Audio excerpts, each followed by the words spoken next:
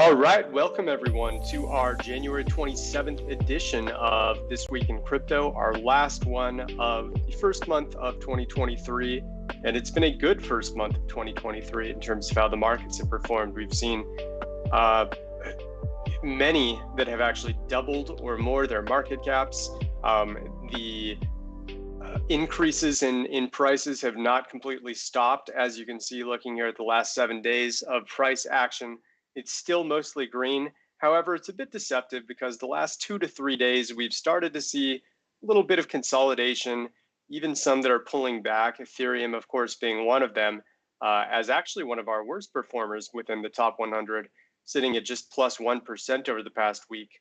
But you can see plenty of stories here. Bitcoin up about 9%. The big winner for, I think, a second straight week, Aptos, another plus 117%. So congratulations if you were buying near the bottom there, or even just toward the beginning of January. You'd be very thrilled with how Aptos has been performing. Plus 55% for Phantom, plus 20% for BitDAO, Axie Infinity plus 35, Theta plus 21, eCash plus 36%, just to name a few highlights. In terms of losers, not a whole lot, Maker minus 2%.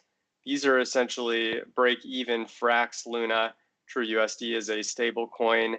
These are stable coins here. So almost no losers here across the board. That said, it's interesting to see that social volume compared to last week has actually dropped. And I would say the likely reason for this, almost confirmed reason for this, is the fact that euphoria was just rampant a week ago. When we were looking at this, social volume everywhere was sky high. A lot of people were talking about how crypto is back. We were coming off of a run where Bitcoin had just made it to 23K. Ethereum had gotten back over 1,600. And that was a big deal for a lot of people. So just due to the sheer excitement of it, even though prices have continued to increase just slightly across the board, you can see that it still wasn't enough of a price increase to maintain the enthusiasm that traders were expressing a week ago after so much pain that people went through in 2022. It was definitely a welcome sight to see this. Really what we're looking at now is whether or not altcoins are going to continue their runs, right? They've been the dominant presence here in January, where Bitcoin and Ethereum have certainly gained plenty of market cap themselves, but not to the extent that most of the large and mid market caps have. And even some small caps are really starting to explode. It just depends on which ones you're really paying attention to, because small caps by nature, they're going to be very, very spread out and not perform nearly the same as, even large cap altcoins, for example.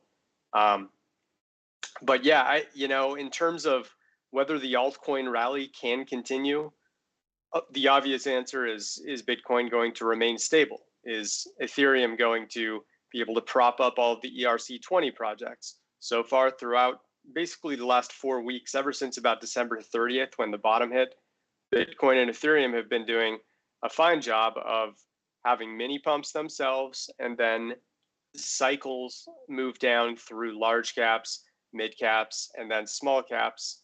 Then it typically goes to fiat and then back into Bitcoin. That is the cycle of cryptocurrency in a nutshell. And if you're able to really grasp those trends, as you start to see large caps top after Bitcoin and Ethereum topped, that's kind of the kind of pattern you got used to. So when you start to, if you're trying to hop on one train to the next and look at mid caps and small caps, you can really benefit from following that cycle pattern and do it in the correct order for maximal optimization. Of course, as I always say on these calls, nothing is investment advice. That cycle, even though it exists historically, there are exceptions, there are anomalies all the time. And you, of course, have to pick the right large caps and mid caps and small caps as you try to benefit from these kinds of patterns. But overall, if you've been in crypto period in January, assuming those cryptocurrencies are not stable coins, you've likely done pretty well, assuming you're on the long side of the equation, as most of you are. If you're shorting, you have had some issues in January. It has not been a fun month for you. And with that said, before we jump into, Bitcoin analysis and some specific projects, I do want to look at actually the funding rates right now. We're looking right now at essentially the top 40 to 50 assets. I think it was just around 50 the last I counted, for what their average funding rates are on popular exchanges like Binance, Deribit, DYDX, and BitMEX, I believe, those four. We used to have FTX funding rate data, but of course that is no longer relevant because of FTX's status. But we should have more soon, and we're going to be supplementing with some other exchange funding rates, and we'll be sure to update this model for you Sandbase Pro users. Anyways, what we're looking at here is the funding rate performance, with red being a slight long or major long, yellow being essentially neutral, their resting state, and then any green, which there are 0 right now, that would be coins that have a short skewed ratio compared to their normal resting rate. And essentially, it looks like the shorting that was going on for at least the first half of January and throughout December, November, and a lot of around November, December is when it really started to get intense. And then January is when shorts just got liquidated right and left, until people gave up on them. And now it appears they are going long. We see several projects that are actually starting to separate from the pack, and people are trying to ride their waves up. Seller being one, Phantom being another, which is interesting because Phantom's already been on such a tear, so people are obviously thinking it's going to continue. Helium and XRP Network, which has been kind of stuck in the mud relative to other altcoins. So, the common strategy I often see on funding rates is people are trying to buy in on the assets that are lagging behind on the others, which is a viable strategy. And then for the altcoins that have been surging, especially in the first half of January, when people believed that we're still in a bear market, and they could still be right? There's no confirmation that the bear market has dissipated. When they see a huge pump from one asset, then you suddenly see a bunch of shorts as people expect for that price to go down, which ultimately allows the price to keep going up as shorts get liquidated, and the shorts essentially act as rocket fuel to pump the assets even further until the shorts give up, and then the price corrects.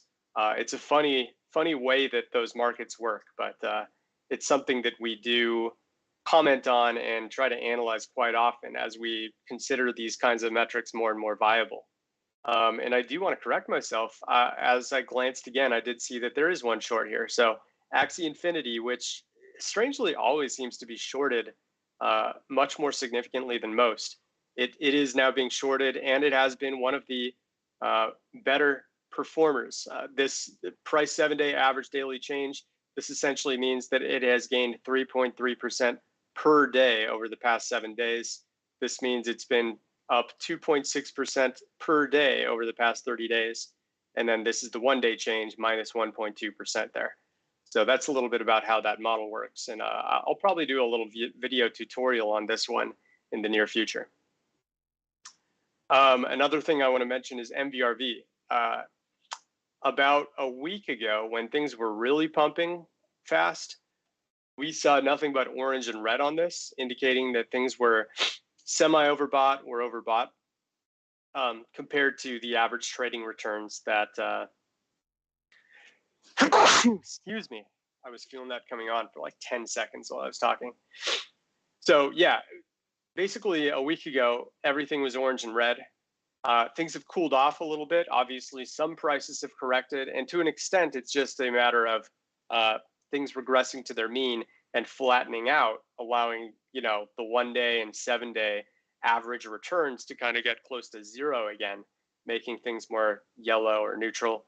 You can essentially ignore this. This is FTT. I mean, trade at your own risk. Some people are still trading FTT, but certainly with it being the native token for an exchange that's currently filing for bankruptcy, definitely trade at your own risk.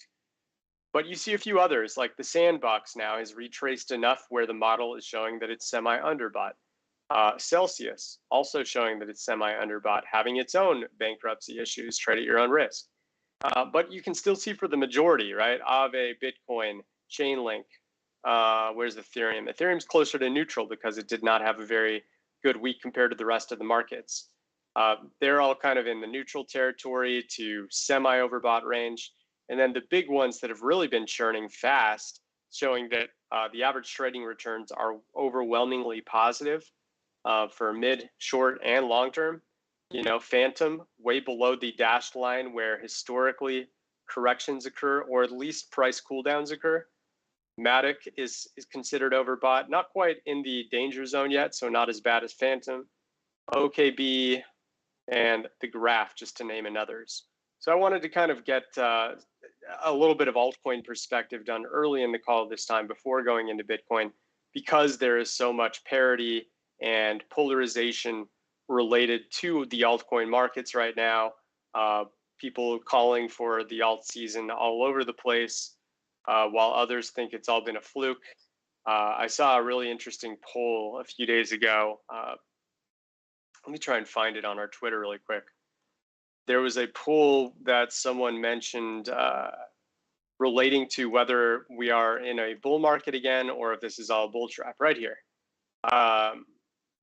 And overwhelmingly, guys, people believe that a bull trap is taking effect right now. This was on the 20th, mind you. So this was a full week ago, right at the beginning or end of our last This Week in Crypto call. Overall, they are so far incorrect, right? Because we look back at the screener and we see that prices have continued to move up. So all the people who were calling for a top there so far are incorrect. But, you know, if this poll was done this week, which, you know, maybe we'll ask this same question and credit r/crypto markets for coming up with a very solid question that shows some good information there. But I bet there won't be nearly as many people calling for a bull trap now. It's funny how it works, where people are so jaded from 2022 that when they see a pump now, they tend to immediately think it's a trap. Whereas if these same pumps occurred, you know, the second half of 2021, where, you know, everything everywhere was going up, people would believe that it's a viable pump and that it's likely to keep going. And of course, you know, people saying that in October and November, they were mistaken and saw some pretty big retraces as soon as mid-November came around of 2021. So anyways, I thought that was very interesting. It shows that there's definitely a doubtful sentiment going on right now. We have a little bit of sentiment data we can look through on our end here. And it's showing that for the most part, things are fairly neutral, but you can see one outlier from yesterday. People were overwhelmingly saying that it is time to sell or markets topped, as indicated by these 6 words: sell, selling, sold, top, topped, or bearish, highlighted in red. When these words exceed buy, buying, bought, bottom, bottomed, or bullish, our 6 lovely B's there, that is a sign of FUD, fear, uncertainty, doubt, and a sign that prices actually are more likely to go up at that point. And we haven't really seen much either. If you really hone in right at the time that it happened, we did see a slight increase right after that, but that's, you know, revisionist history, and I don't want to credit that this was the reason that we saw a very short uptick. Right now, it's basically just been a bunch of ranging over the last couple of days, as I said, if not a slight decline. But if we keep seeing red bars exceeding blue bars, that's a good sign that this rally may not be over yet. You can see at the point we saw the last time that a red bar existed, and I know this is small, guys, but we can't really make it bigger unless we zoom into the exact dates, and I want to make sure to show the exact month perspective. You can see that the pump really started right when everyone was calling for a top on January 13th, and all the people shorting here were punished pretty severely by a lot of pumping for all markets. You can see a similar thing, December 31st. This was essentially the local bottom. If you don't count December 30th when we almost saw red bars exceeding blue bars then too. So a lot of people were calling for markets to continue sinking right at the end of December. And instead, it's the beginning of what ended up being, I think, around a 40%, 35 to 40% pump for Bitcoin. And of course, as I mentioned, dozens, if not hundreds of assets, if you're looking at like the top 1,000, have at least doubled their market caps since a month ago. So that's an example of the power of FUD and just how important it is to keep an eye on what everyone else is thinking. And when people start to get unanimous and uniform about their decisions, whether it is, everyone's saying the markets are going down or everyone's saying the markets are going up, that's the time when being a counter trader can be really valuable. And I think it's important to recognize that it isn't just on-chain metrics for us to pay attention to. It's absolutely social as well. All right, moving on to some other key metrics right now. Let's take a look at what the whales are doing. Obviously, it's a very popular metric on Santiment and something that our pro users have really benefited from. This is the past 6 months here.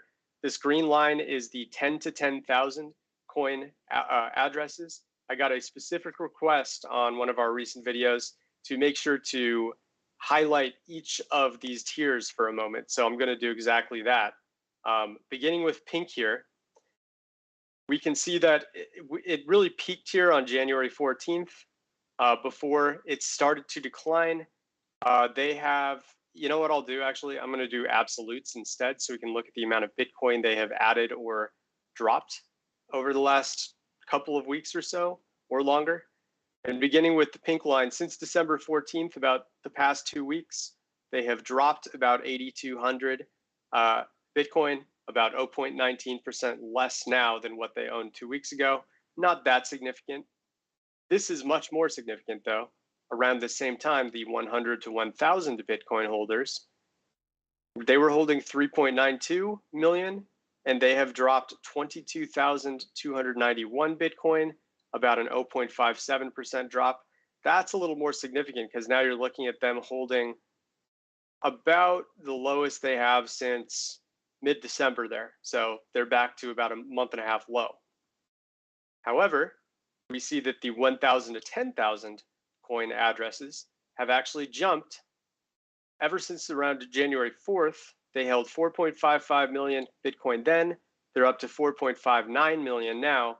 That's an addition of 42,825 Bitcoin, and they've added just under 1% to their cumulative holdings. That is significant, and a good argument can be made that of the three tiers, the 1,000 to 10,000 is the most important because obviously they are the largest of the three tiers. They have the most power. The counter argument is that this address tier is the most likely one to contain a significant amount of exchange addresses, which means that their fluctuations are not reflective of true behaviors or beliefs of real traders. Those are simply addresses that are for the purpose of liquidity for their respective exchanges. So I just wanted to break that down. Now, overall, there has been a decline over the past 10 days between the three tiers, with them holding 67.32% then and 67.11% now. That's a drop of about 0.21% of the entire supply of Bitcoin, which is pretty significant. But, honestly, the best way to look at this is just looking at the context, right? Over the past 6 months, it's been mostly a decline. They bottomed out here in late November. This was about 2 weeks after the FTX implosion. And it has been a mild accumulation pattern since, right? We're still above, the whales are still above where they were 2 months ago. And that's a good sign.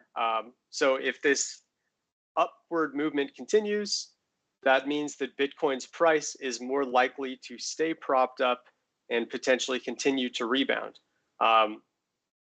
We don't necessarily need whales to be back where they were 6 months ago to have the same, 23 to 25K price.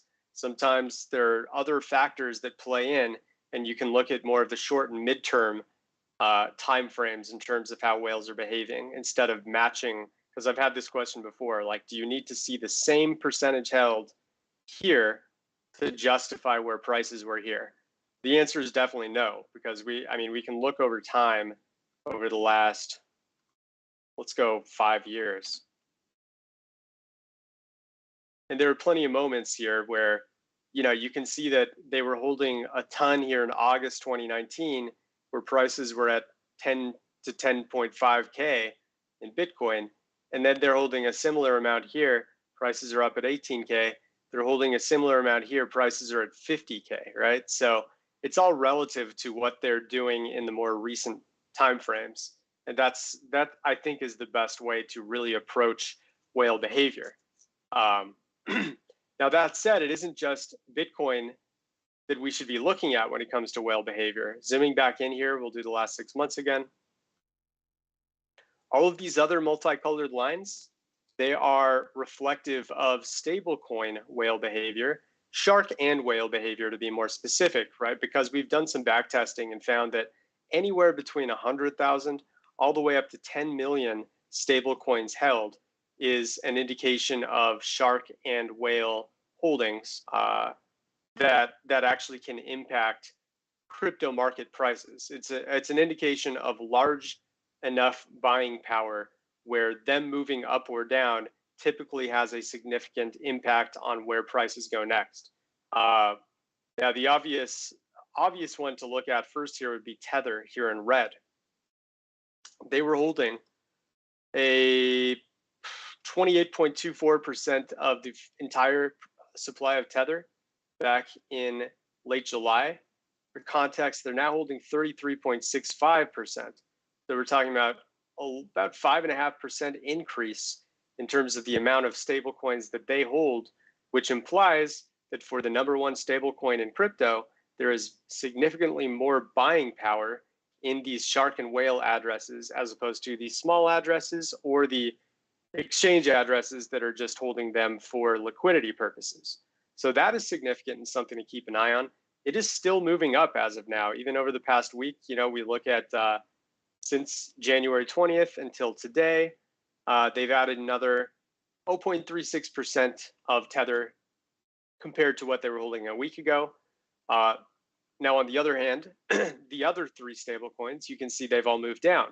USD coin has dropped pretty much since early November, around the time the FTX implosion happened. November 13th, they were holding 39.9%. Now they're down 38.27%. Not a massive drop by any means, but I think all three of these stable coins, any stable coin moving down right now, it's kind of explained by the fact that prices are moving up. And for a lot of altcoins out there, it isn't just Bitcoin.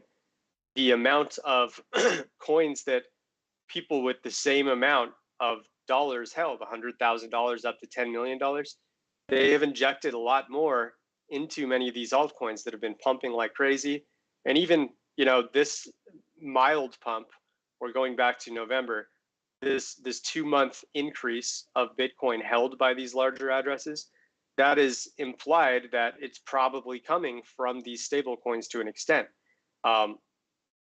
When I think things were really pumping, the signal from like January 3rd up until it looks like at least until January 17th, that 2-month stretch where we saw a price increase for Bitcoin of about 23%. The key was, I think, both Bitcoin whales and Tether sharks and whales moving up at the same time. The other three stablecoins were not moving up, and they were likely moving into Bitcoin and other altcoins. But in the case of this big swing, that was a pretty nice sign that things could be looking up. And pretty much right after this started taking off, this red line, we saw a lot of price movement. And there's, of course, many reasons for prices to move up besides just Tether sharks and whales accumulating or Bitcoin whales accumulating. But to say that these were not relevant to the price pump would be a mistake, in my opinion. All right, so that's Bitcoin whales and stablecoins, shark and whales. really quickly, we can look at some of the key addresses for Ethereum. The 100 to 1 million coin addresses hold about 2/3 of the total supply, but they have been dropping ever since this big increase here. So perhaps that is a good explanation for why Ethereum has kind of trailed behind other assets for at least the last week. They did have a pretty good week the week before, though. Social dominance, this is an important one. Bitcoin's social dominance, we like to look at the discussion rate of Bitcoin compared to the other 100 market cap asset, top 100 market cap assets to be at around at least 20%. When there's less than 20% of discussion related to Bitcoin, that can be a bit dicey for Bitcoin's price. You can see that when it crossed 20K here around the 19th and 20th, it actually went above that line. My mistake, I think that actually happened back on the 13th, and then this was like the next pump, and one more discussion rate right around the top. But generally, we want to see something like this, a whole lot of spikes sitting above this 20% line, indicating that, you know, the crowd is not just focusing on those pump and dump coins, those SH coins that, you know, have their runs that really get people excited, but then pull the rug on people. If that's where everyone's focus is, just moving their money from one pump and dump asset to the next, and everyone is doing that, it can be, we basically have a repeat of what happened in 2022, because that's what everyone was doing in late 2021, and it caused a significant drop due to the lack of focus or proper value of how important Bitcoin is to the crypto ecosystem. Will it be that way forever? We have no way of knowing. But is Bitcoin the most important factor in allowing the rest of the crypto assets in crypto to be able to thrive? Absolutely it is. And markets and many back studies, not just by Santiment, have backed that up. Funding rates, we already went over that. They are fairly flat for Bitcoin and Ethereum. We are seeing some slight long biases for some altcoins right now. All right, let's take a look at a few of the other metrics for Bitcoin specifically now, and then start to jump into some project analysis. That's interesting. Why would that not be loading? Let's try this.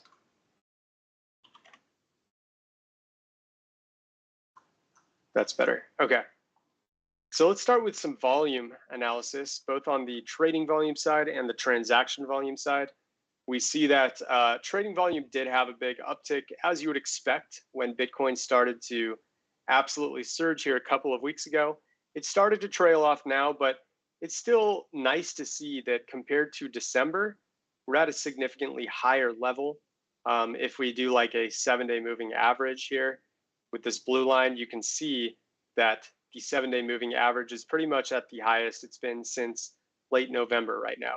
So that's a nice sign that traders are still showing interest, increased interest in this higher price level that Bitcoin has found itself in. Now, transaction volume, on the other hand, it's pretty much at the same spot it's been in since FTX imploded 2.5 months ago. Until that changes, we have to be a little worried that there's a lack of utility going on the BTC network specifically. And, you know, we can also look at it from a circulation and daily active address perspective. Daily active addresses we look at first. We saw the huge uptick here just as prices were rising. This could have been some good alpha to see that this was essentially the largest spike in at least the last 6 months. And it's kind of dropped back to normal rates as of now, in the high 800,000 per day, low 900,000 daily active addresses per day range. Now on the circulation end, it stayed flat. It has not really changed. The only big spike, let me get rid of the daily active addresses now. The only big spike really occurred, again, around the FTX implosion, and it really just dropped right back off. It actually, if you look at the moving average rate, 30-day moving average, it's lower now than it was in October, September, July. It's just been a constant moved down other than, the uptick during all of the FTX news. So we can confirm that circulation is not quite where we want it to be by checking out our NVT model, which is continuing to show red. A lot of bear market validation here, or at least no signs that the long-term bear market that started in November 2021 has come to an end yet, even though prices have, right? And sometimes prices bouncing can trigger circulation to immediately start getting better, but that hasn't happened.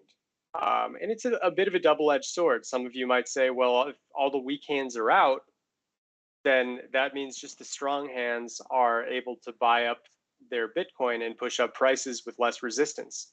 That's true, but you still need to have utility increasing over time to justify higher and higher market caps.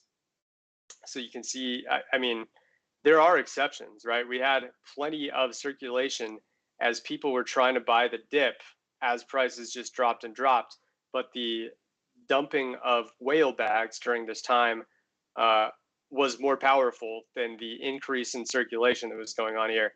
But you can see in pretty much every other instance, the big pumps occur when things are green or yellow-green here. Boom, boom.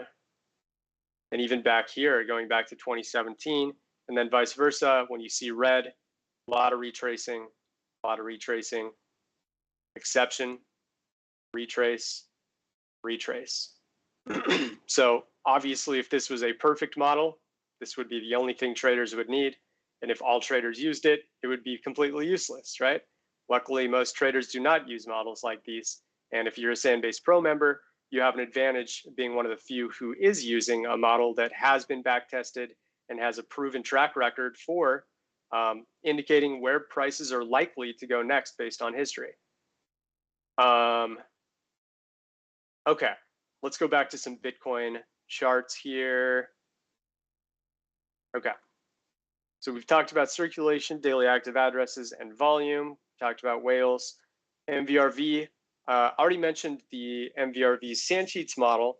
We can also look at Bitcoin specifically on Sandbase, and we see that the 30-day MVRV was very high, generally anything over 15%, which is right about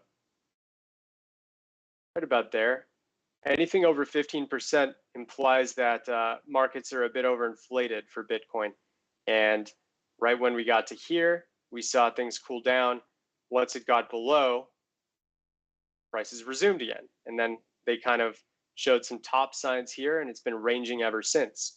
As of now, it's just below that danger zone line, but pretty much anything above 0% means that historically, there is a higher risk of being in that asset or adding onto your position because so many traders are already in profit, in this case on the 30-day time frame.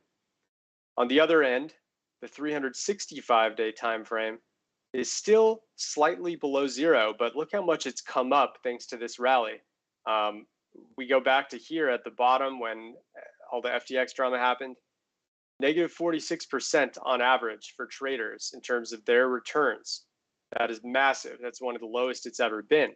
But since that time, even during the ranging period, it was starting to come up a little bit. And then, of course, almost all of that average negative return has been made up for, where we're practically back to break even again. So as prices have laid out and as MVRV has shown, it certainly would have been an ideal time to buy into all of the pain and fear and distress that traders were exuding here when exchanges were not being trusted and people really thought that the FTX drama would push, prices down indefinitely after the sudden, drop off a cliff that had happened in early November. That didn't happen. And instead, ever since this bottom point here on November 9th, Bitcoin is up 45.32%, and most assets are up a lot more than that. Bitcoin is one of the lower gainers, at least, when you look at the top 300 to 500 assets in crypto. Okay. Whale transactions, let's take a look at what's going on here first, and then we'll look at the whale transaction Sandsheets model as well. We see that whale transactions valued at $100,000 or more is staying low. Whale transactions at $1 million or more are also staying low. Now, we did see, at least on the $1 million side, we did start seeing a pretty big uptick right before everything started taking off, right around January 9th. And yes, we already had a bottom here in late December or so, but you can clearly see that prices started to surge right as whale transaction count $1 million plus started to spike. And this was the biggest spike we had seen since November 23rd. So about a month and a half went by, and suddenly we have this big whale transaction spike. And yeah, I think a lot of these large transactions triggered the uptick that eventually happened. Since this day alone, the price of Bitcoin in the last 2.5 weeks is up 33%. So yes, I do think that this was a factor, just as we showed with the Bitcoin whale chart, how there was a lot of accumulation around that time. I want to show something related to that here. So the two largest transactions on the BTC network since December 1st, we're looking at about the past 2 months, they both occurred on January 5th. They were both for identical amounts, probably done by the same person or entity. And this really was the trigger point. Whether you talk about January 5th or the 9th, prices were really starting to show a sign that they were about to move up right around January 5th. And these two big transactions kind of marked it. Each of these transactions were worth $260 million each. The third and fourth largest over the past 2 months occurred on January 3rd, for what it's worth. So between those four transactions, there were suddenly a lot of massive movements on the network that likely contributed to this spike that was going on that first and second week of January. Just to touch on like the amount of Bitcoin whale addresses that are showing up on the network, we have 100 to 1,000 that are pretty much flat. 1,000 to 10,000, they have been increasing over the past 2.5 months. There were about 1925 1,000 to 10,000 Bitcoin addresses. Now there's 1944. So 19 more there. The amount of 10,000 to 100,000, they've actually gone down. But then you're starting to talk about exchange addresses. So I actually should have just looked at the 10 to 100, which is about flat right now. You can see that they did start to decrease around January 12th or so. But I do like that of the three largest viable whale address tiers, the red line is still moving up, and it's at its highest point now since it looks like the very beginning of December. A few other things for Bitcoin. I'm going to come back to this because I want to show this with Ethereum at the same time. Mean dollar invested age. Check out, we did have a very slight flattened movement here. This showed that there was some dormant coin movement. So I would pay a little bit of attention over the next week to the mean dollar invested age chart.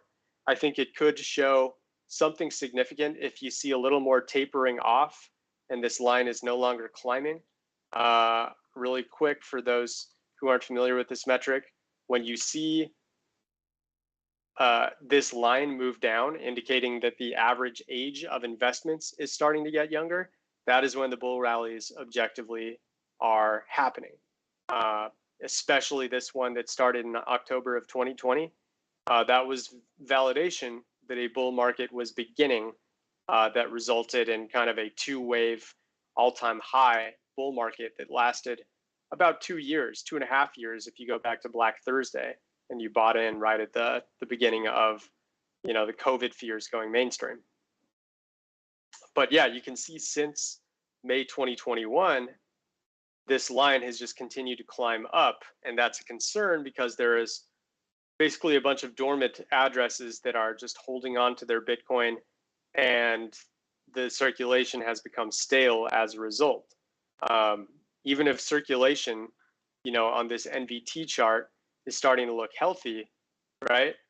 That's one part of the equation, like October 2021, when things were starting to look yellow, green, and green here, indicating all is well. That still has to coincide with, find the chart, still has to coincide with the dormant coins moving. And ironically, around October and November of 2021, that's when everything started to move up again, and you want it to be moving down. So circulation looked healthy during that stretch, but mean dollar invested age was not. And if you look at like a different, like a comparison here, when mean dollar invested age was absolutely dropping, which is a good thing, from the beginning of 2017 until the end, basically all of 2017. See how it was green, with April being an exception. We suddenly saw just nothing but bullish signals on the NVT chart, with October being an exception. I think if I remember correctly, this was when I first started getting into crypto myself. This was when like a China ban was instilled, so circulation dried up, but it didn't even really slow down prices. But you get the idea. When both NVT/circulation is looking healthy, and you combine that with the mean dollar invested age line moving down as it was, that's a combination that you're in for a nice bull market that you can take advantage of. I haven't really seen any exceptions where both circulation is strong and mean dollar invested age is strong. Network realized profit loss, let's move back in. Just over the past year, look at all of these losses that have been recorded on the network. That is a good thing, and it was the sign that a bottom would be forming. That is essentially what happened. You can see similar here in June. This was kind of like, times you could buy in because there are so many realized losses happening. And even, there haven't been a lot of these spikes really since March. And that would have been a great signal for a top. You don't want to be holding on to an asset for too much of an extended period of time when you're seeing just huge network realized gains and profits. But it's been kind of flat through the July to November period, and it's starting to get flat now. That means that prices can kind of go either way without major realized profits and losses implying that prices are going to move one or the other direction. Supply and exchanges, it's staying pretty low here. We're at 6.6% right now. That is, of course, a good thing. We can go back, way back to look at like the last 7 years. And you can see that really right now, we're at our lowest point. Yeah, I mean, we've surpassed the lowest point that we saw before this huge run up in 2018. So as of now, it looks like we're at the lowest point since like February 2018. It's very close, 6.65%, 6.59%. So yeah, I mean, lowest since February of 2018. We're talking about a 5-year low, essentially, for supply and exchanges for Bitcoin. That is good to see. We tend to see losses, at the very least, be limited when there is less Bitcoin to be sold off on exchanges. Doesn't mean prices can't continue to go down, but it means that the risk of them continuing to go down is being lowered. We already talked about social dominance. By the way, without social dominance, just look at how, like the last 3 years. Look at how the social volume overall for Bitcoin is going down. And this is the same for pretty much all of crypto. There's just less conversation about it right now because all of the euphoria and excitement over crypto being, the quickest way to wealth, that's kind of dissipated, at least for now, until we hit the bull run where I guarantee all those people will be back. And that goes back to the same conversation. It's fine that a lot of the weak hands have dropped out, but we still need to have enough utility on the BTC network to allow crypto overall to begin to recover back to the prices we saw in late 2021. Weighted sentiment, this is interesting. We definitely have seen a lot of euphoria those past 2 weeks, and it's kind of dropped down to neutral as of the last couple of days. But this would have been a sign that a top is looming. You can see it's not always a guarantee, right? If you just trade off of weighted sentiment, you can easily be fooled, but it's still viable to be combined with other strategies. And eventually, right, like we had a second week of very euphoric sentiment, the highest over the past 6 months. And that really indicated that, at least for now, the rally would stop, but prices haven't retraced, and they may not, especially now that sentiment is more or less back to neutral territory. If it starts getting negative and everyone, starts to reflect the same thing as what we saw in that poll, I don't need to pull it up. You know what I'm talking about. But if everyone says, yeah, this was all a bull trap, and the weighted sentiment starts to reflect that, combined with like really, really high blue bars and not a lot of high red bars, that's a sign that people are getting, I take that back, sorry. Red bars begin to get higher than blue bars. That would be a sign that people are getting overly fearful and prices can still climb and go further up. So keep that in mind. As promised, I want to look at the ratio of transaction volume in profit to loss really quick. I think that looks similar to what we saw with the weighted sentiment. But this gives some great perspective for both Bitcoin and Ethereum. Look at these past 3 weeks here, really beginning the week of January 4th. Huge profit-taking transactions going on. This simply measures any transactions that are occurring where Bitcoin or Ethereum is being moved at a price higher than where that address got it versus at a lower price than when that address got it. And the higher the ratio of higher versus lower, the more profit taking this metric indicates. And I think it's a really, really good alpha metric, even going back to here in August, where you saw high profit taking bars. That was kind of the top for a lot of the markets.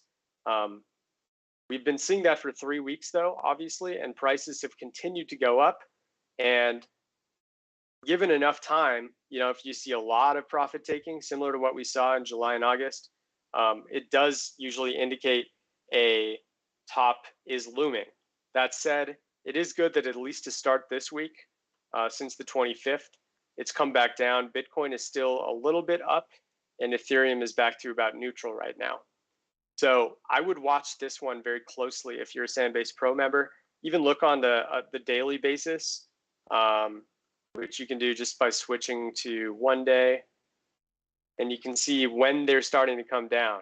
Like Ethereum today, we're now finally seeing the most lost transactions relative to profit transactions of the year. Not since late December have we seen that. So for the first time in 2023, we're seeing some lost transactions. Now, I think this is a better top signal type of metric than it is bottom signal, but you can still see that like when most of these price bottoms occurred, it was while there were a lot of lost transactions happening. So I think it's a really interesting metric that our team is continuing to explore more and more. All right, so we're about 50 minutes after the hour. We've covered most of the main metrics for Bitcoin. We touched on Ethereum a bit, and I think it might be a good idea to do 15, 20 minutes worth of analysis on some altcoin requests. So I'd love to hear what our audience has in mind. Okay, we already have two suggestions I think that we can look at. One is Curve, CRV, and the other one is Ocean Protocol. I think the ticker is Ocean as well. Cool. Yeah, two we haven't really looked at much over the last year, especially Ocean. I think we might be, let me just check really quick. I think Ocean is not, oh, it is. Yeah, they're both ERC20s. Perfect. Okay.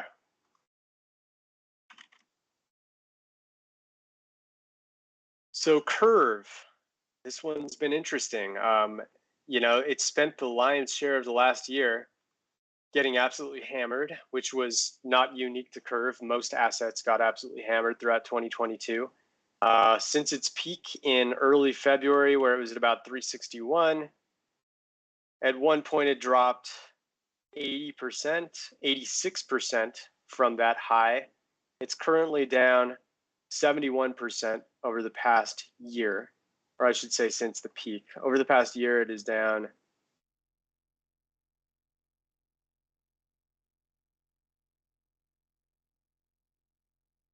one more time.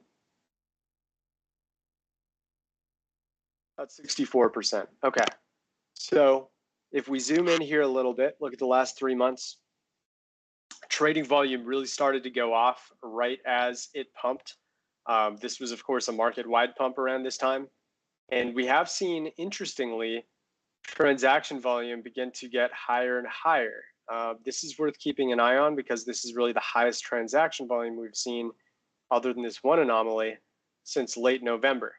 And I think that's a sign that utility is starting to rise for Curve.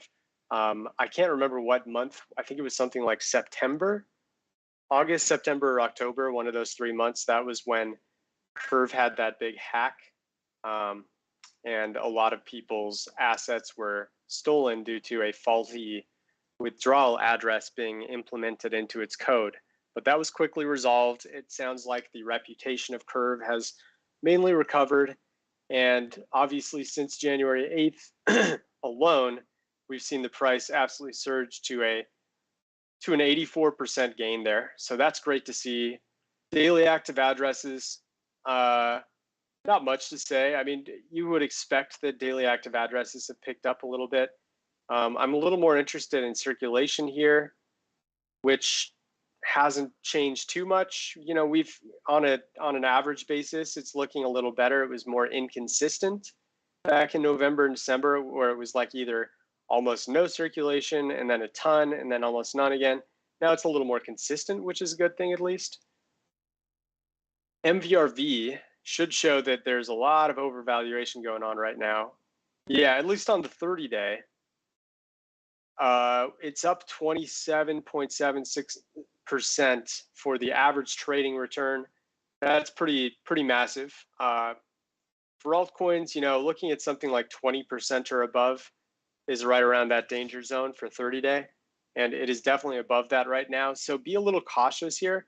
It doesn't mean prices are going to retrace just because MVRV is up, but at the minimum, it likely means that it's going to range a little bit until the 30-day average for traders starts to come back down, you know, to sub 15, maybe sub 10%. Ideally, if it starts to get below, you can see this would be the ideal time to buy Curve, or even going back here, ideal time.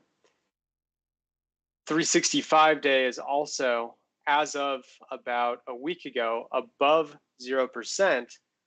On the 365-day average, average traders are 8.32% above water.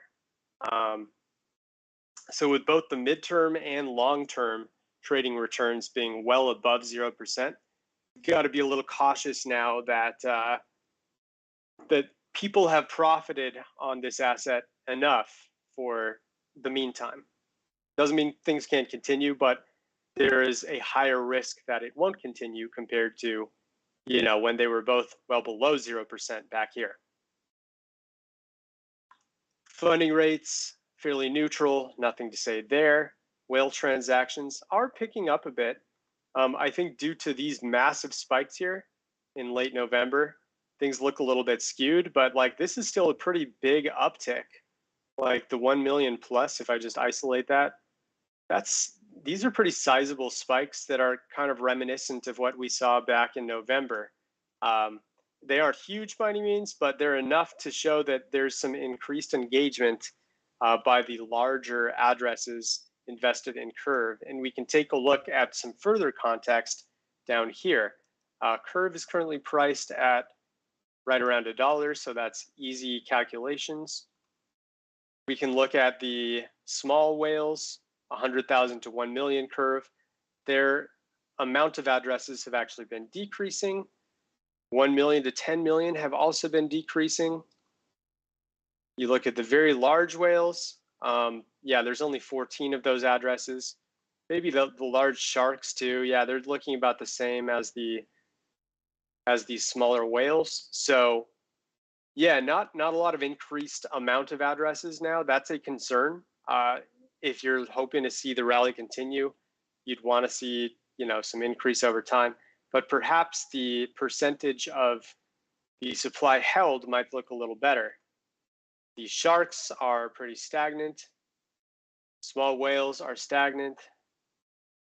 Maybe a little bit of an encouraging sign from the 1 million to 10 million coin addresses.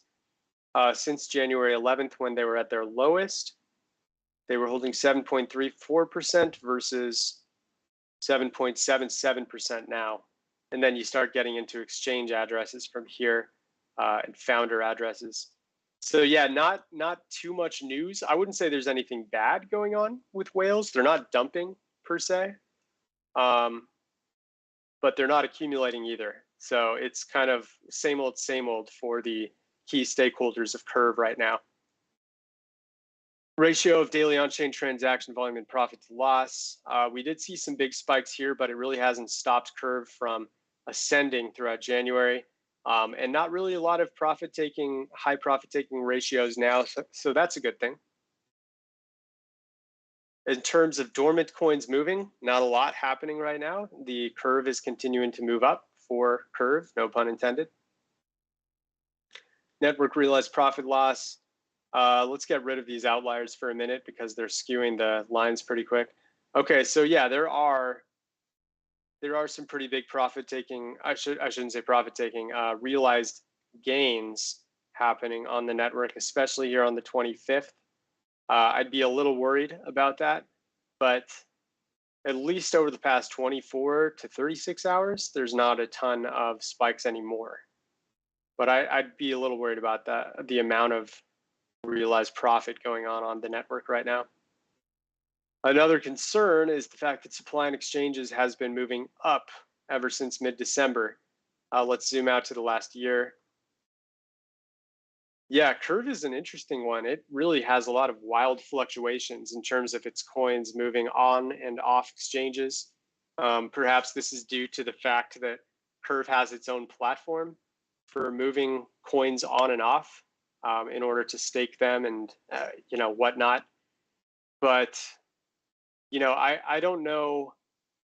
I don't know if there's much correlation here because it's kind of a unique type of asset where there's an entire platform dedicated to moving Curve tokens and providing staking rewards. It's a bit different than the way Bitcoin and Ethereum and some other more traditional assets would work.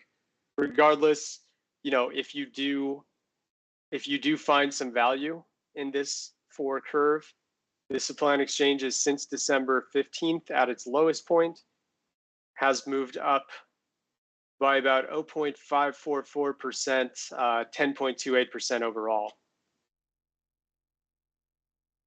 Social volume, we have seen a bit of an uptick, dominance up maybe a tiny bit here as people were really recognizing the pump here.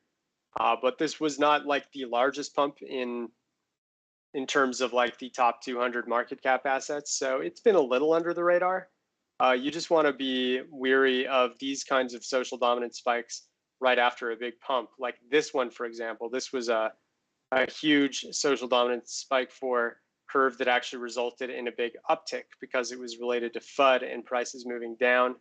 But you can see all of these huge spikes right after a big isolated spike for Curve that resulted in prices flattening out or even topping out like these back here. Weighted sentiment, it is in the negative range right now. So that's a good thing. This is actually the most negative we've seen since September.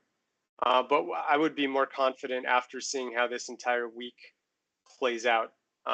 Right now, there hasn't been a lot of discussion to push Curve super euphoric or super bearish right now.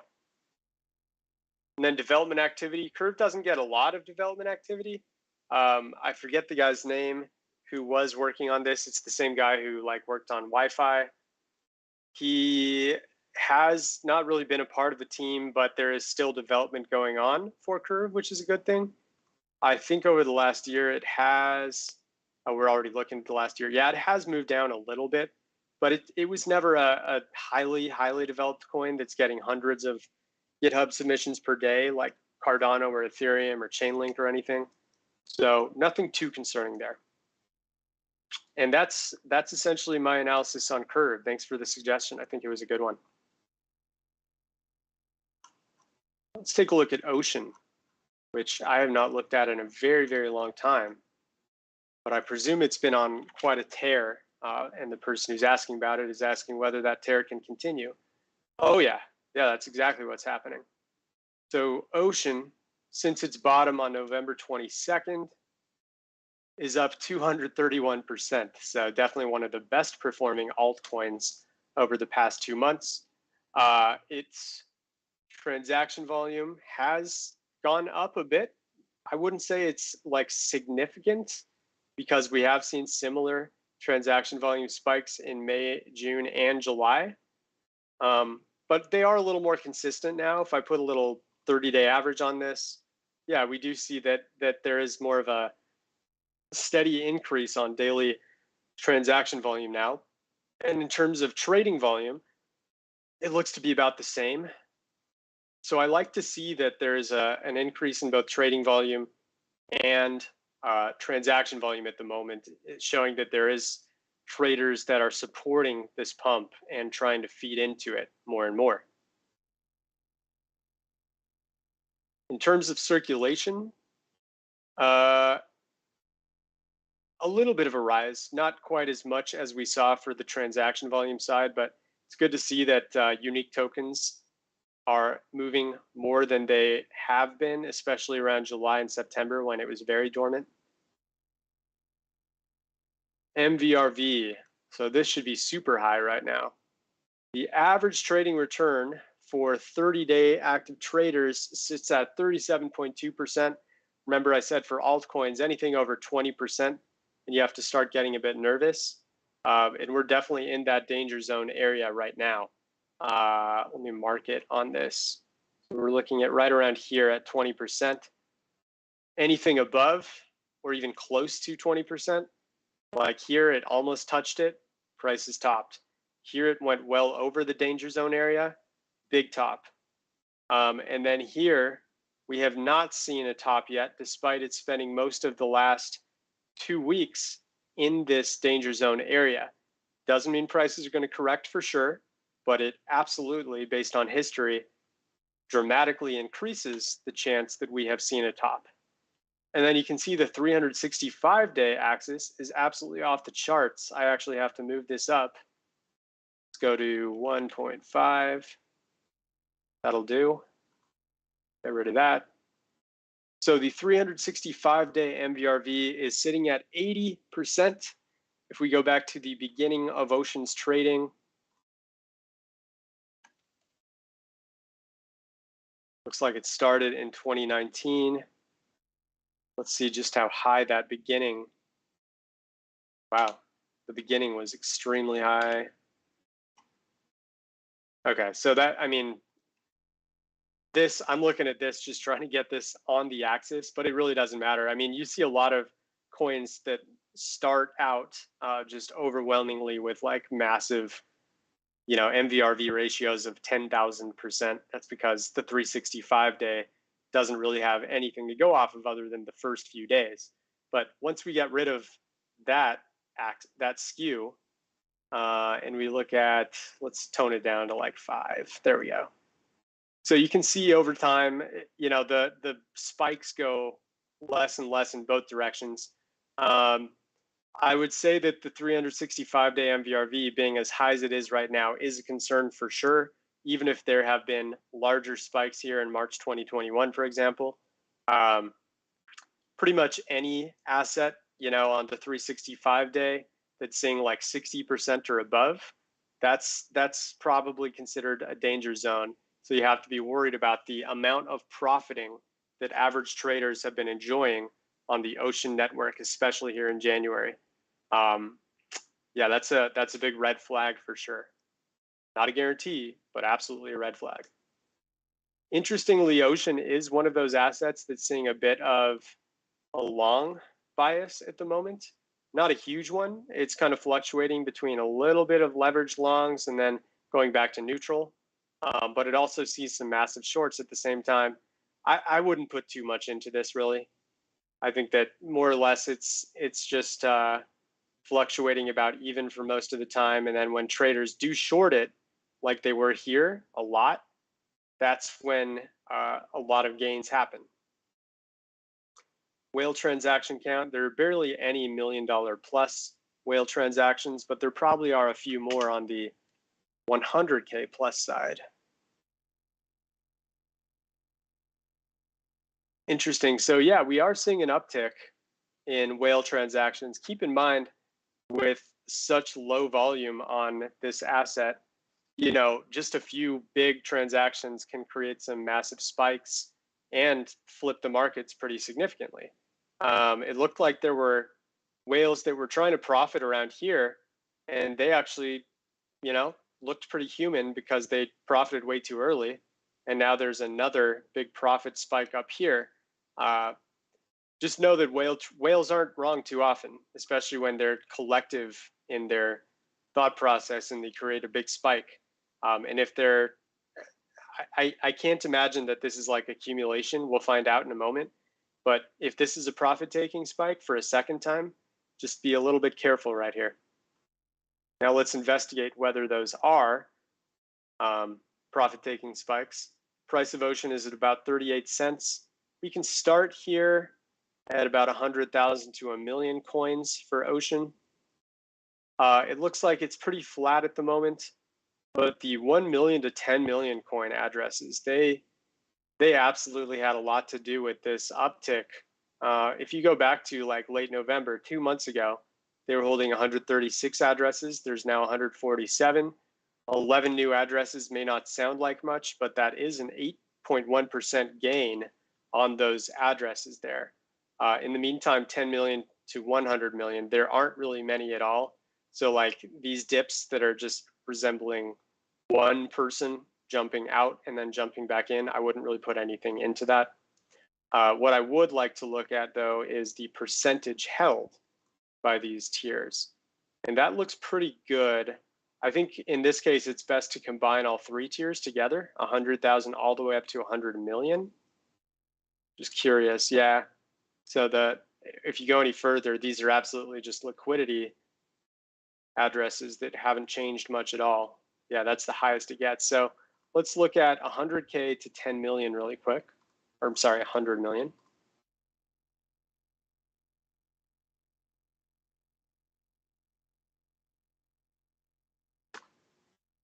Interesting. Yeah. So, I mean, over time, these addresses have been really just dropping because it's likely a lot of founders' addresses.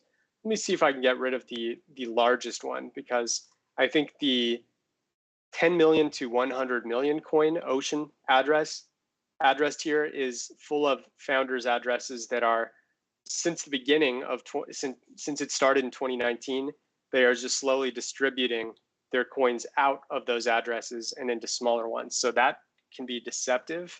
For that reason, we'll look at just a million. Sorry, my mistake. 100,000 to 10 million. And that looks better. This makes more sense with the price action. I'll put price BTC specifically so that it isn't being skewed by, you know, Bitcoin just propping up or propping down the markets. Make that a little darker. We'll turn them into bars. See what we got here. We'll zoom to like the last 2 years to really see how much impact these addresses have. And they have really had an accumulation pattern since April 2021. In terms of the long-term viability of Ocean, I'd say it's a really good sign. The fact that these large addresses are continuing to accumulate more and more.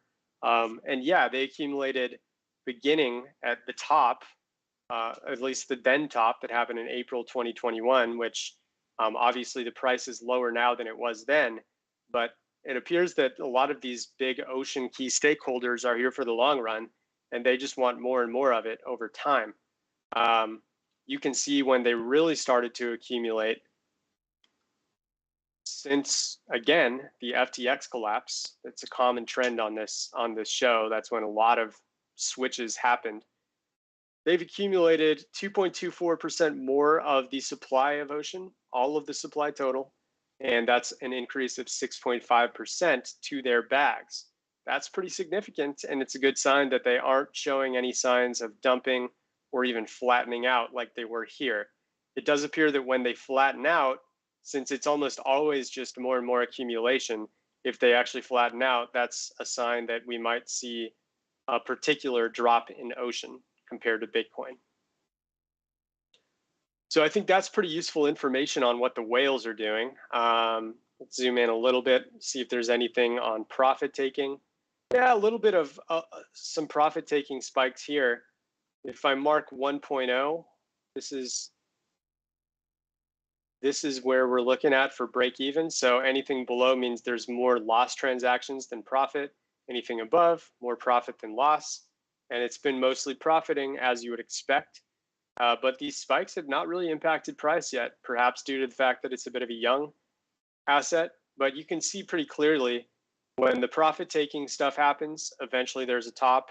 When a lot of loss transactions are starting to accumulate, that's when those bottoms happen. So that's what you want to look for. And again, this is a red flag with so many profit taking spikes here. In terms of what history is showing here, there are a lot of warning signs for ocean right now. Again, not investment advice. I've seen crazy anomalies happen, but remember, this show is about probability based on historical evidence and what's happened in the past.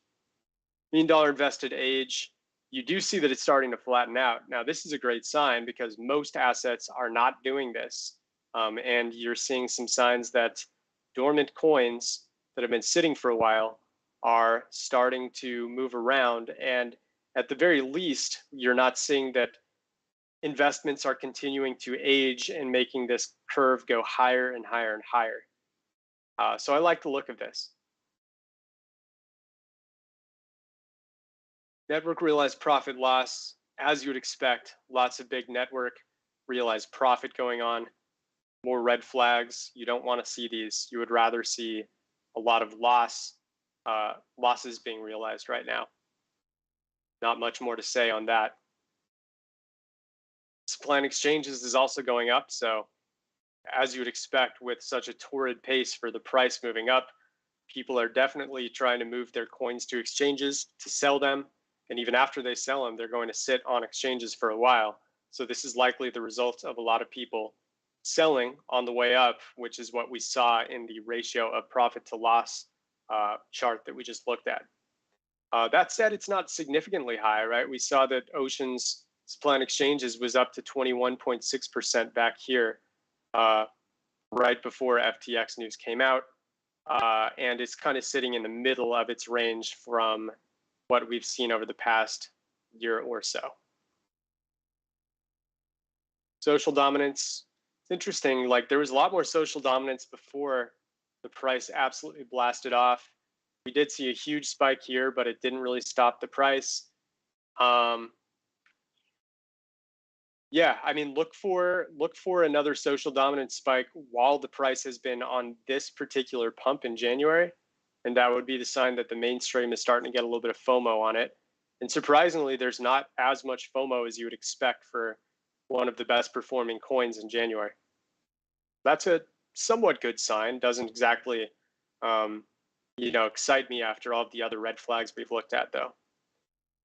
Weighted sentiment, a lot of positivity. I would presume a lot of this just has to do with a coin that is normally not being talked about much, suddenly being talked about a lot, whether it is positive or negative. But I can guarantee that a lot of this is related to, especially around here, these 3 weeks or so, it's related to the price surging that had been going on. And it's strange that you didn't see that much positive sentiment even after this huge explosion. So perhaps traders are a bit distracted by all of the other pumps going on, even if Ocean is one of the best performers. At least in the most recent full week, it didn't get the kind of FOMO that you would normally expect. Development activity, certainly a decently developed asset. it doesn't look like it's moving in the right direction, but I like to pay a little more attention to just the raw number. And that is showing that it's getting about 21 GitHub submissions per day, which for being an asset that is ranked 135 and probably was outside the 200, 3 to 6 months ago, the fact that it's getting 20 plus development activity GitHub submissions per day is a good sign in my mind, and shows that it's got some long-term viability, and the team behind it has long-term plans, which probably reflects the fact that, as we looked at the whales back here, the 100,000 to 1 million tier continues to see more and more addresses, the 1 million to 10 million seeing more and more addresses. Pretty nice sign. And you can see what's been going on the last 2 years, essentially, in terms of the supply held. So I like the look of that. In terms of long-term, Ocean appears to have some argument for sticking around for a while, according to whales and development activity. That said, I can tell I've been talking a mile a minute. Maxim should be back with me next week, and my voice will be a little less raspy toward the end of these calls, so apologies for that. I hope I was able to get through some detailed answers regarding those two assets we looked at. If we didn't get to look at your asset today, leave us a comment in the video, or just make sure you're here for the next week, and try to be one of the first to mention your asset, and we'll make sure to take a look, and we'll put some extra emphasis if you mentioned it this week and we didn't get to it. But for now, yeah, on behalf of Balaresh, on behalf of the entire Santiment team, I want to thank you for joining today. We've seen some increased support, which I'm sure is partly due to markets, recovering a bit here in January. But we're excited for many of the new features that we're going to be rolling out here in 2023. And in the meantime, tell your friends about Santiment. We really believe in our product here, and our whole team is standing behind the kind of metrics that I'm showing here today, and want them to get out to the world, because we know that they've been incredibly helpful for you. And we pride ourselves in being the kind of platform that is not about shilling, not about subjective claims. We try to be as objective as we can, using data and historical metrics, because that is how analysis is supposed to work. But all that said, I want to wish you all a safe, warm, and happy weekend here. And we look forward to chatting with you again in the first week of February. Take care. Talk soon.